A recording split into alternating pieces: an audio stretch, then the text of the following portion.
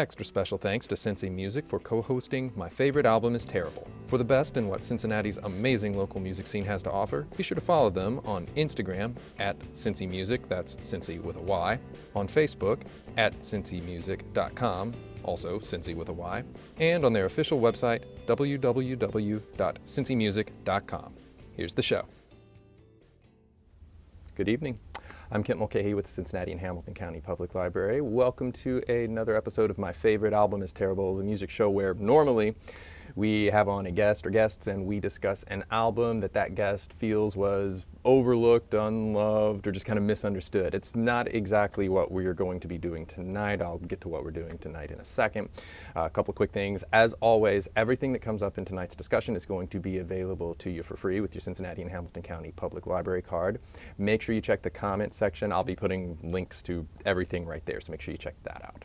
Speaking of the comments, if you have thoughts about anything that comes up in the discussion tonight, or you have suggestions of albums we should talk about, or maybe some local guests that I should try to get on, please, by all means, please let me know. And very important, if you enjoy the show, please give us a like and give us a share, especially with any music fans you know who might be interested in a series of shows that, you know, typically have some sort of Cincinnati slant to them. So what's the Cincinnati aspect of tonight's show? So back in April, I was lucky enough to have on all four members of the band, the Ophelias. The Ophelias are I don't want to call them a Cincinnati band. They got their start in Cincinnati, but their reaches have expanded far beyond Cincinnati at this point. They are signed to a great record label. They tour all over the country. They're based in different places at this point. So yeah, maybe a Cincinnati-based band, but they're a lot bigger than that now. So anyway, back in April, in the original discussion, it came up that they had written and recorded an album, but they didn't want to release that album just yet because, you know, we were still in the pandemic at that point, and they couldn't tour on it. And, you know, especially for, you know, smaller indie bands, you make your money from touring, from the merchandise sales that come from touring. So they were going to sit on that album for a while. And at the time, they weren't able to divulge any details about the album. Well, I wanted to take this opportunity to replay April's discussion tonight because recently the Ophelias have officially announced their third full-length album, Crocus, which will be out on September 24th, 2021 on their record label, Joyful Noise Records.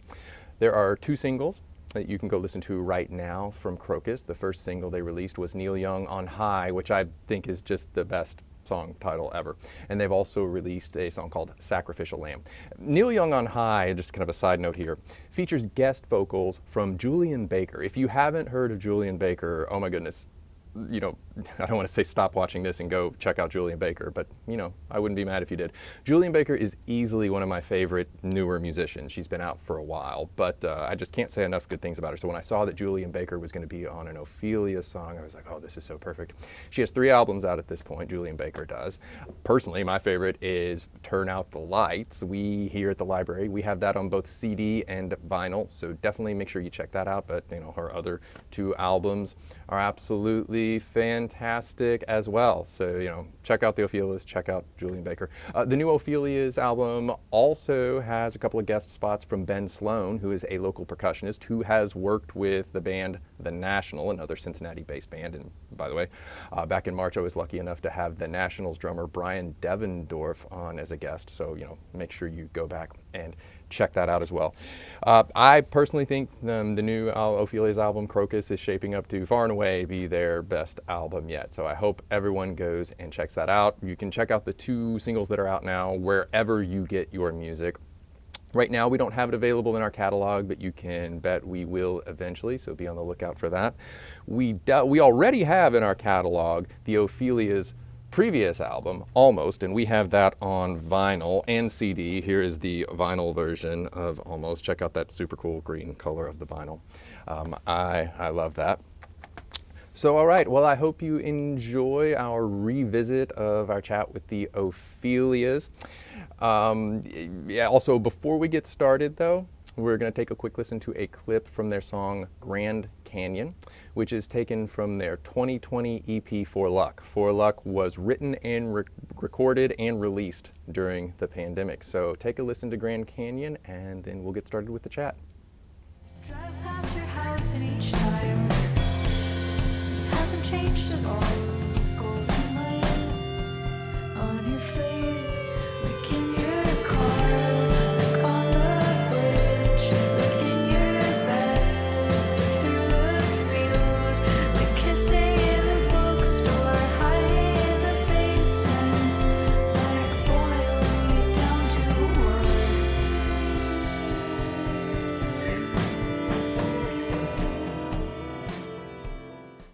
All right. Hello, Ophelias. So thanks for joining us. We have an extra band member here tonight. If everyone's seeing that on their screen, we'll cover that in a second. So I figured we'd start with, you folks just introducing yourselves and your role in the band. And let's do it in order of most organized band member to least organized band member. So fight that out amongst yourselves and then go. I'm Spencer. You just jump right in. I'm Spencer. I am the singer, guitar player, songwriter, general organizer of things. Is that all for introductions, or Everybody else, like, yeah, who else? Yeah. Who? Andrea's next. I think so. I'll go last. Yeah, Spencer's definitely number one most organized band member. She has like spreadsheets and mood board PowerPoints and like lyric sheets, all on the Google Drive. So that's always the place to check for us whenever we need band information. But I'm Andrea. I'm gonna turn on my light. I'm Andrea. I'm the violinist of the Ophelias. That's my role.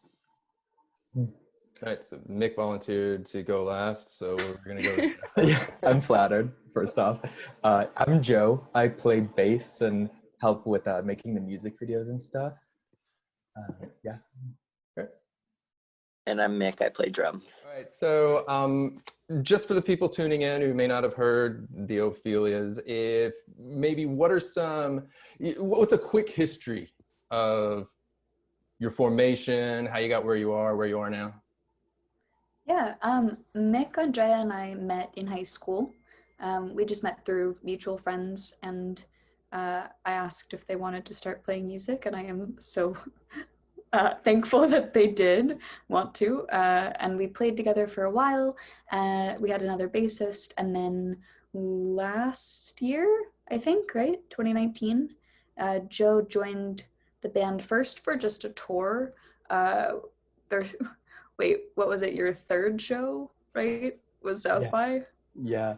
Oh, wow. Which was insane. Yeah, that was really and then they joined fully in June, July-ish of last year. Yeah. And then quarantine hit, and we got to do like 1 year of shows as this current lineup. But we're really looking forward to being able to do more later. Yeah. Hopefully sooner rather than later, but at a safe and responsible pace, whatever that may be. Absolutely. One of my favorite things about your music is I think it's sneakily complex.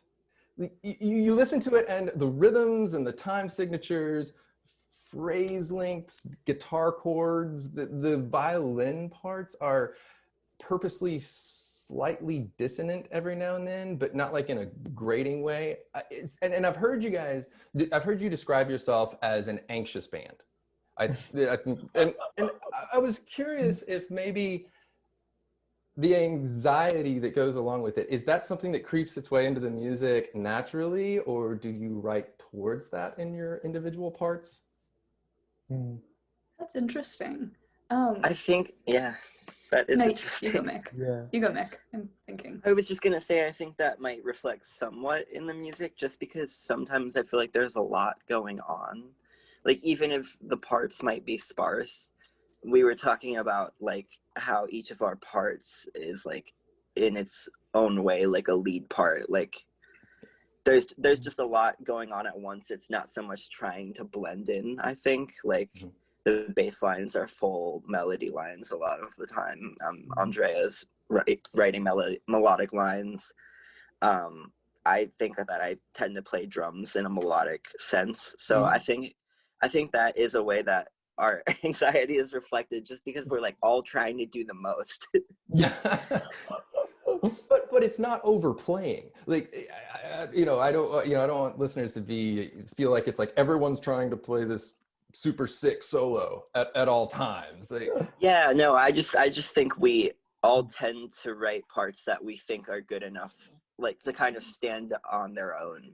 Oh yeah, that's interesting. Oh, that's a very interesting part. And it's like every time I go back and listen to it, it's like something else grabs you to where, okay, this is what makes the song good. No, this is what makes the song good. And Mick, just to go back to some of your drumming, when I'm thinking about, like, you seem to move from part to part a lot, and so there's like this anxious feel of, oh, okay, I'm settling into the song, and now I'm at the part where it just becomes itself, and then whoa, wait, no, it's switched up again, but it's not abrasive. So it's like boredom and anxiety, maybe. It's like switching things up all the time. Yeah, a little ADD thrown in there. Just tired of playing the same thing. Totally. I just get bored, honestly, of playing songs. I try to like write parts that'll be fun to play. Yeah. Or else I lose interest. So, and I feel like if I'm getting bored of the song, other people will too. So, yeah. I also think that everyone is pretty good at knowing when to push forward and when to pull back. Like, it never feels like everyone is trying to, like, the cacophony of like, we're all going to play a melody line and it's going to be, overpowering. I think that something I've learned is definitely feeling when things can kind of reach that point where it's like, okay, we're kind of threading the needle, where it's like, here's how the bass part and the guitar line kind of go like this, and then the violin part floats on top, but then the bass or the drums are like grounding it. So it feels a little bit less like everyone's trying to play a melody line and more like puzzle pieces, where it's like we're all doing the same picture, we're just playing different parts of it, I love that. I think that's a great description. And when you're talking about like throwing around who's taking the the lead part in a certain song, I think a part that jumps out at me, Joe, your bass line in Grand Canyon is it's like, I want to ask this question. It doesn't make sense to ask this question, but it's like, why? How did you? It's great, but why and how? Yeah, thank you. I don't know. I feel like, it definitely, I feel like I'm in so many things, I tend to be very analytical. Like, my day job is doing like visual effects stuff and animation stuff, which requires, just like a very like point A to point B thing. So I think part of what I value about like getting to play music is just not having to think so much, honestly. I think, like we were talking a bit before about how like I started playing classical guitar. So that's kind of just where my brain goes, I think. I like tend towards like the higher notes, and I don't know. I wish I had a more coherent answer, but straight from the gut, I guess. I kind of assumed that with some of those parts, like the I don't know was going to be the answer, because it's just this great part that only one person in the world could write, and it's coming from you on that one. Andrea, as far as the writing, the way it goes, I'm curious as to how you add your parts to the mix. When you, kind of the overall songwriting process, when you get something, does it come to you with Spencer's vocals already on it, or does it come to you with kind of just the track behind it? Like, or do you write to her vocal lines in some ways? Yeah, it kind of depends on, the setup. Like, when we were doing our first two albums, we kind of wrote those together, and even the third album that isn't out yet, we all just sat down and we were kind of, coming up with parts live. And so a lot of that process was Spencer, has a bunch of these demos that she's written and sends them to all of us, and then we kind of go through and say, we really like these 20 songs, and then we sit down and we try to just go through them And then, you know, we'll say, oh, Mick, I really love that part that you played there. And then that's kind of, it's a very collaborative, I think, way of, you know, writing music, if we can do that. But then, you know, this, for example, the EP that we put out over the summer, that one was done totally just in our own homes. Yeah. So that one we had to do by ourselves, and, you know, writing music kind of separately. So in that case, Spencer would send us the, you know, the guitar and vocals, and then it would go to Mick, and then usually Joe, and then I'm usually the one who gets it last. So then I can kind of, you know, it's really helpful to have the percussion there, just to have the tempo and everything. And yeah, so that's kind of a little bit about the process. Yeah, it works very, very well. Yeah. And then onto the lyrics for a moment.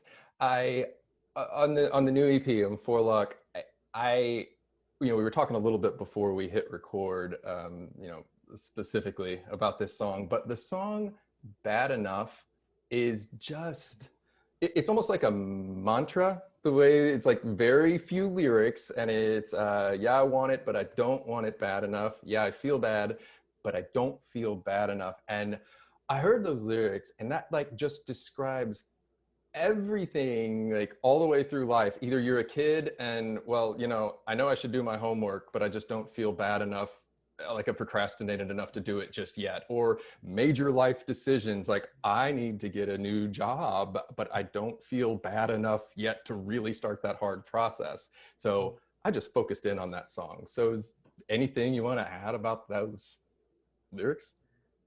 I mean, those are really old lyrics, Okay. like years and years. And I'd been sitting on this guitar part, and I kind of found that little piece, but it wasn't long enough to make an actual song out of it.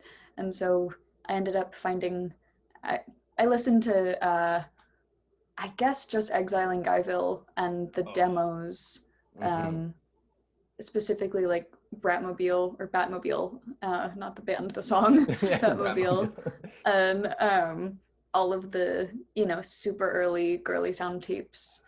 And I ended up coming up with that little middle part as my, like, you know, I've been listening to nothing but Liz Phair moment. And then it felt like enough of a song. But the lyrics were, I don't know, sometimes I talk about lyrics like they just kind of appear, and I say thank you and hope that more appear sometimes. They didn't really come out of anything specific. It was just like I had this guitar part, and I could kind of feel like what the vibe I was going for was, or what I was kind of leaning into or nudging at. And it felt like, okay, once I've got those two lines, like that's really all I'm trying to say here. Like I don't want to try to expound on that or anything. So, you know, taking it back to kind of some of the earlier days for the Ophelias, what were some of your earlier Cincinnati gigs that you remember? Or maybe one of your first Cincinnati gigs where you were like, yes, we are a band now? I feel like it was our 4th of July show, our first 4th of July show, don't you think? That was cute. We all wore black and white because we were like, we don't want to wear red, white, and blue. Right, a little on the nose. Yeah, it's that, it's the Rock and Roll Festival in Northside, which they have, you know, they set up, I think, 2 stages, and we were on the little stage at like 2 p.m. on the 4th of July, just at the end of the parade that happens there, so. Yeah. It definitely felt like, oh, we're playing a real show. Like there are people here. And then a couple years later, we got to play on the big stage at the Rock and Roll Festival, and that was really fun too. I think our first show was in a warehouse, kind of across the street from, what is that, the Reading Street White Castle? It was isn't it Taft or McMillan? It's on McMillan. You're right, McMillan, not Reading. And it was like a benefit show. I was doing this like acting studio, and a bunch of bands played, and that was our first show, and I was so nervous, but it just felt very much like, okay, these are our friends, these are people we know, and it felt like, oh wow, like we're playing a show for the first time, and it was really exciting and really made me feel like, okay, we could do this. Yeah. So next question. So when everyone's touring, you're packed into your tour van, you're driving around the country, who is the person in the band that everyone else dreads when it's their turn to drive because you know that they get to pick what's on the radio?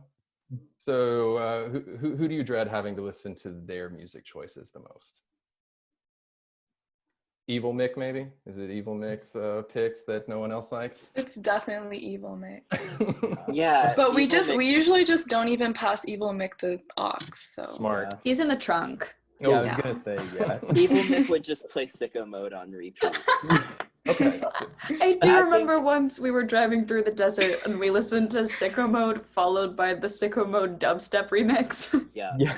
So I think that was just a general bad choice. We can't. It was do no both. one's fault.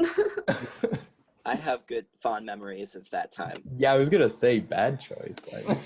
Like, I think we all enjoy each other's music for the most part. Andrea might not love when Spencer plays like early 2000s hits. I don't. That's no, just the feeling I love get. that. Are you serious?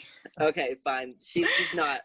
Andrea likes to play oldies more so, which is Yeah. always fun. But I think in terms of actual driving, no one likes it when I drive. Oh, okay. that's so brave of you That's to where say. I thought the question was going. I know I kind of covered my face. No one likes when I drive. I've almost killed us, I think, a few times. So, Yeah. but music-wise, I think we're all on the same page, pretty much.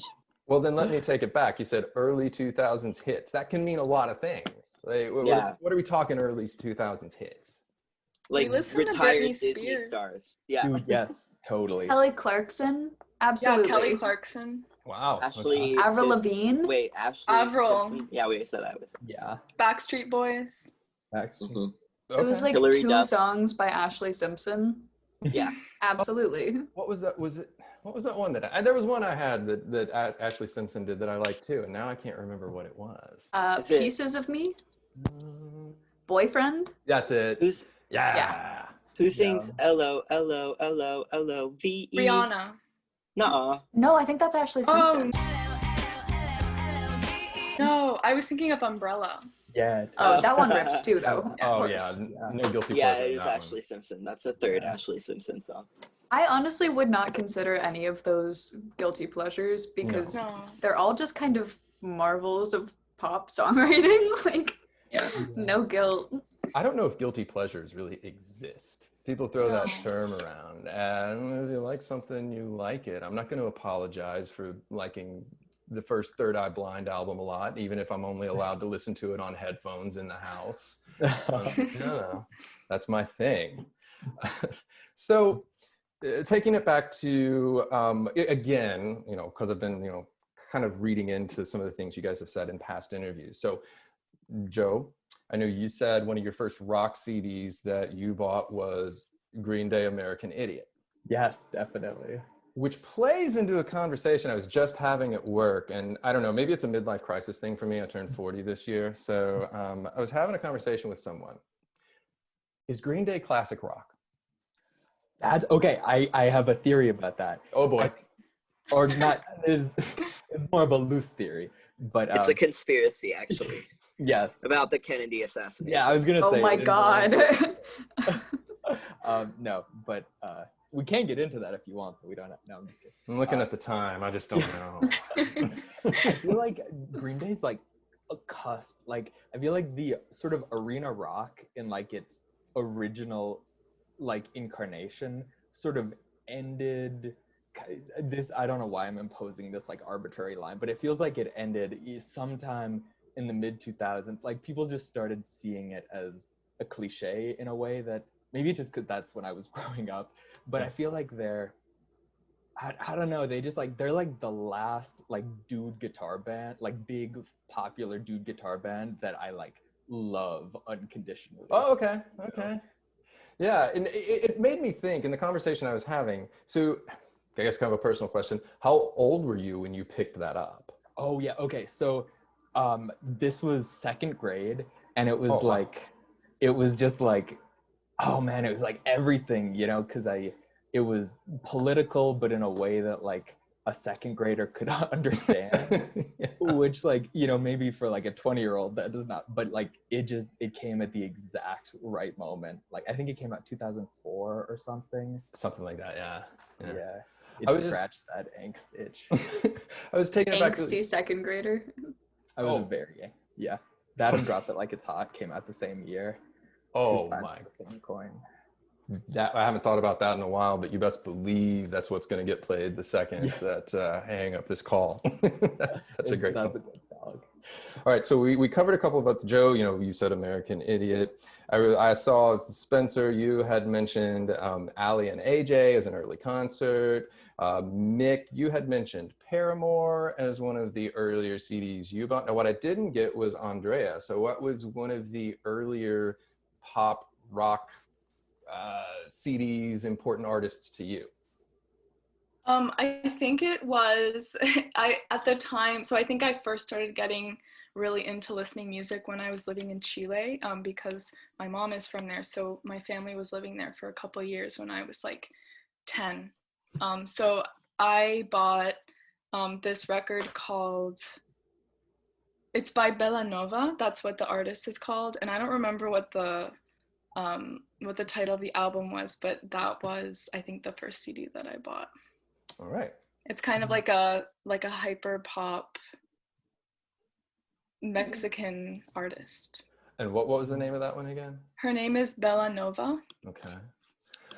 All right. So now. You can find. Oh, God, sorry. Oh, sorry. I was just gonna look if I could find the name of it, but it doesn't matter. Well, if it comes up, yeah, Electro pop sort of thing. So we've talked about the mainstream stuff that everyone was getting into. So I'm very curious though, what was the gateway artist for some of you that took you away from listening to like the radio stuff into, wait, there's a whole other world of music that's not on the radio, or, I guess not streaming, depending on when, or it's all streaming, but just not at the forefront of that. What was your gateway artist to more obscure music? I was a seventh grader. It was Regina Spektor Ah. and her like early albums like 1111, and then of course Soviet Kitsch. I was listening to Buildings as a seventh grader on repeat, like, this is amazing. What is this? And then that kind of led to more stuff. Yeah. Anybody else have anything that's Yeah. I think for me it was probably Pavement. Yeah. Specifically Slanted and Enchanted. I got into that album. I am sorry, my dog's like crying. She's a baby. Oh. Also like Modest Mouse, like that. True. Sadly, I was obsessed with Modest Mouse for like at least 2 years. So I think Modest Mouse, Pavement. Trying to think, Dinosaur Jr. probably. That's like how it started. I still feel like I'm in my Pavement phase, to be honest. Like, Totally. started early high school and hasn't stopped. Yeah, there's no reason for it to. I've only had like 2 phases in my life so far, so I'm waiting for something else to happen still. Anybody else have anything they want to share as far as their gateway? I think my early gateway was Coldplay, but there's still kind of like radio music, So then I think I was around 12 when I started listening to Andrew Bird, and that probably was like the true gateway, I think Rage Against the Machine was I remember getting it, and like my mom was like, I gotta listen to this before you do to make sure it's not too explicit. And I was like, whoa, like this is dangerous music. So dangerous. Someone made me a cassette of Rage Against the Machine. I think I was like in 6th or 7th grade. And, I don't know what happened to me after hearing that, but I decided for Christmas I wanted to get a weight bench. And so I don't know if those I never used it. I listened to Rage Against the Machine for a little while, but the Wake Bench went nowhere. So I don't know. That was a phase. That was one of my two phases. One of them didn't go anywhere. So, this is a lie, we're coming from the library here. Is there a favorite music book that maybe one you just go back to, biography, fiction, nonfiction, anything you'd like to recommend to people who are watching? Totally. Joe, you just said totally? Oh, I don't want to monopolize anybody else. No, go for it. Oh, Please Kill Me is a book about the punk scene that I think that's probably the book I've read most in my life. It's like an oral history, so it's all these interviews, and I just remember being a kid and being so enchanted with the idea of a scene, and I just felt like all I wanted was to get to be part of like a sort of affiliation of musicians who are sort of all working on something. It just seems so thrilling. Also, okay, Louis Armstrong is a really good writer. He his like autobiography, especially of growing up in New Orleans, is really just like one of the best memoirs of all time. And he also if you want to get really deep, he just like has a really, in some of his essays, he had this crazy like modernist way of using punctuation that's almost like percussion, and it's just cool because it's like he could just like reinvent anything, including writing. Well, I'm gonna immediately place my hold on that. That's a great tip. Yeah, it's super cool. Anybody else want to throw their hat in the ring? I really like this book called An Unfinished Song, and it's a biography by the wife of Victor Jara, who was a Chilean singer-songwriter in the late 1960s, early 1970s. And so he wrote a lot of, he was part of the Chilean New Song movement, which was a group of, like a movement of musicians and also artists who were very connected to the workers' struggles at that time, and also had like a very had like a connection to we're really interested in kind of looking at like traditional folk music. So a lot of them were kind of ethnographers in a way, and musicologists, and so they would collect a lot of these folk songs and reinterpret them into like new songs.